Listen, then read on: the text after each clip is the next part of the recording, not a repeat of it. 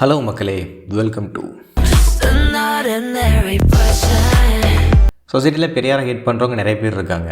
சமூக சீர்திருத்தத்துக்காக போராடின ஒரு போராளி தான் பெரியார். பெரியார் கூட நிறைய பேர் போராடி இருக்காங்க.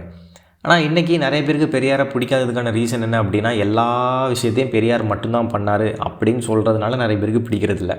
ஓகே, ஐ அக்ரி, இது கரெக்டு தான், நான் இல்லைன்னு சொல்ல வரல. அண்ட் அப்சல்யூட்லி நான் பெரியாரிஸ்ட் கிடையாது, என்ன பெரியாரிஸ்ட் அப்படின்னு நினச்சிடாதீங்க. தமிழ்நாட்டில் இருந்து ஒரு சமூக சீர்திருத்தவாதி அப்படின்னு சொன்னால் முதல்ல எல்லாரோட மைண்டுக்கு வர்றதும் பெரியார் தான். ஓகே, எனிவேஸ் இதை பிராண்ட் பண்ணிட்டாங்க, நான் இல்லைன்னு சொல்ல வரல. ஆனாலும் எல்லாரோட ஞாபகத்துக்கும் பெரியார் மட்டும்தான் வர்றாரு, அவரை தாண்டி யாருமே வரல. ஸோ அந்த ஒரு விஷயத்தில் தான் இது பெரியார் எல்லாமே பண்ணார் அப்படிங்கிற ஒரு விஷயம் வந்து ஃப்ரேம் ஆயிடுச்சு.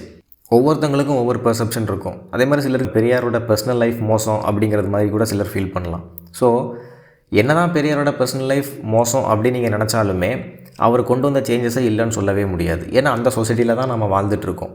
என்ன தான் அவங்கள புகழ்ந்து பேசலை அப்படின்னாலும் ரொம்ப கேவலமாக அசிங்கமாக பேசுறதெல்லாம் ரொம்ப தப்பு. அப்படி பேசாதீங்க. That's my point.